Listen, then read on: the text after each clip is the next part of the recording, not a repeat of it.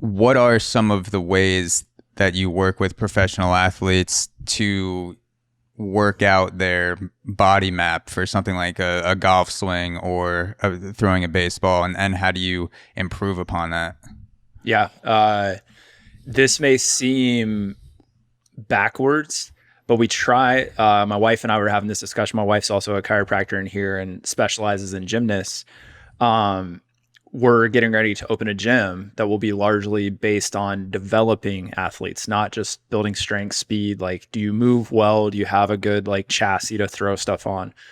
Well, we were kind of talking about, well, we may get into a big soccer base. I've never played soccer in my life. Soccer's huge here. I think it's huge everywhere now. And she was like, well, I need to learn a lot more about soccer. I was like, do we?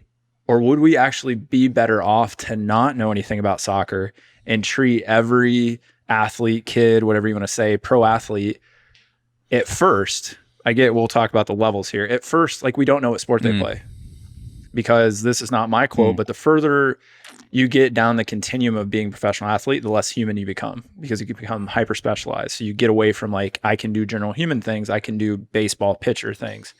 Though there's a fine line to toe there where all of a sudden you can't go back one way or the other. So I think at first we try not to know what sport they're playing, or don't look at their movement based on, if it's a pro golfer, baseball player, tennis player, just say, what can you do? And that's, across energy systems, aerobic capacity, how they move. I mean, we're looking at a pro athlete, we're looking at everything, right? Diet, lifestyle, environment. Now, there are differences that need to be addressed for somebody that's going to be a, Olympic sprinter versus baseball player. Obviously, one's a rotational sport. All these things come into play. So I need to know the specifics of what they're going to go up against, so I can determine how do I build resiliency and what motor patterns need to be at play. But I think the magic of pro athletes, or treating pro athletes, and this would probably be across the board if you talk to people at a high level that are doing this, you're usually going back to fundamentals. You're not doing this fancy high-end training. It's like they're losing fundamental human movement. We're restoring that while they're constantly doing their sport. It's like we use golf. Yeah. Unilateral rotation over and over and over. Rarely are they swinging the other way. And then what are we doing? We're trying to get stuff to move like it should, not just golf, right? And we're talking to the pro level, because they've already built up capacity. Now, getting a kid to a pro level is a very different continuum, right? We have to build the capacities first. And hopefully, if we do it right, we don't lose as much of the fundamentals along the way, which would be the real, like, man, you are doing an awesome job at that point.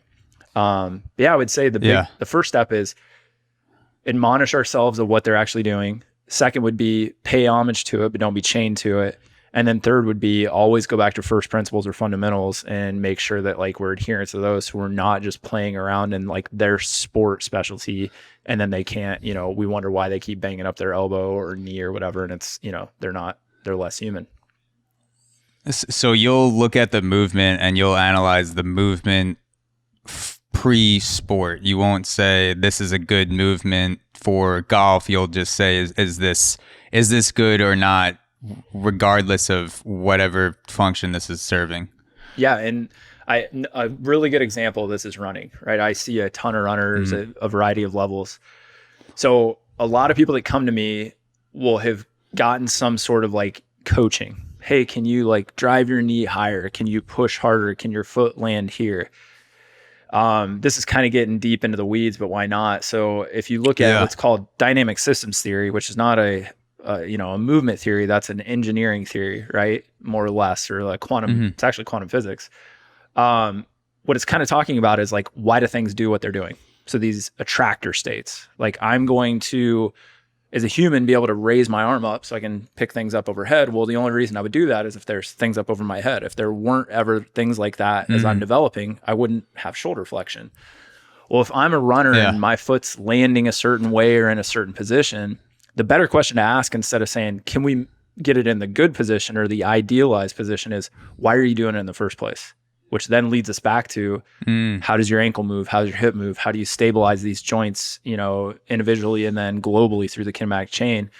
And then that takes in, like, you just keep going, it's like a Russian nesting doll. If we're looking at what your foot's doing, now we're looking at what your hip's doing, now we're looking at what your body's doing, now we're looking at what you put into your body, so we know how the tissue quality is to all these things, what have you been coached at? And it gets bigger and bigger until you're like, I kind of have these 3 variables I'm going to work on to see if I can change your foot position and strike. And then if you can't, every once in a while you are addressing the specific movement, because that is a learned skill at the end of the day. But in my opinion, if we're a first principles approach practitioner, it's why are you doing those things? And we choose the most efficient path, movement, whatever it is, right? Work, because of one reason, and the one reason only is lower energy expenditure, saving calories. It's easier. Like that's what got us to where we are evolutionarily.